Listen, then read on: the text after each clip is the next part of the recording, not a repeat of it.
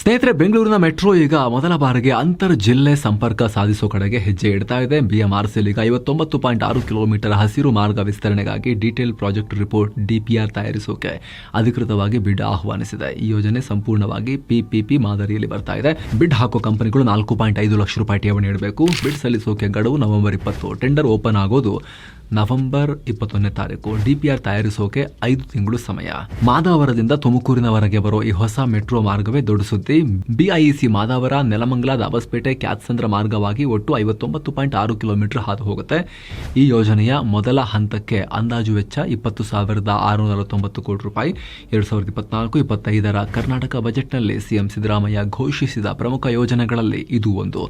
ಈ ಲೈನ್ನಲ್ಲಿ ಬಂದ್ರೆ ಒಂದೇ ದಿಕ್ಕಿನಲ್ಲಿ ಪ್ರತಿ ಗಂಟೆಗೆ 15,000 ಜನ ಪ್ರಯಾಣ ಮಾಡೋ ಅವಕಾಶ ಸಿಗುತ್ತೆ. ಟ್ರಾಫಿಕ್ ಜಾಮ್ಗೆ ದೊಡ್ಡ ಮಟ್ಟದ ರಿಲೀಫ್ ಸಿಗಬಹುದು.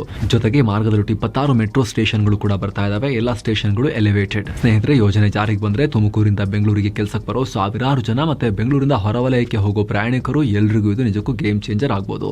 ಮೆಟ್ರೋ ಜಾಲ ವಿಸ್ತರಣೆ, ಟ್ರಾಫಿಕ್ ಕಡಿತ ಮತ್ತು ವೇಗದ ಪ್ರಯಾಣ ಈ ಭಾಗದ ಜನರ ಬದುಕನ್ನೇ ಬದಲಿಸೋ ಮೊದಲ ಹೆಜ್ಜೆ ಇದಾಗಬಹುದು. ಇದಕ್ಕೆ ಸಂಬಂಧಪಟ್ಟ ಸಂಪೂರ್ಣ ಮಾಹಿತಿಯ ಫುಲ್ ರಿಪೋರ್ಟ್ ಇಲ್ಲಿದೆ ನೋಡಿ. ರಿಲೇಟೆಡ್ ವಿಡಿಯೋ ಚೆಕ್ ಮಾಡಿ, ಮಿಸ್ ಇಲ್ಲದೆ.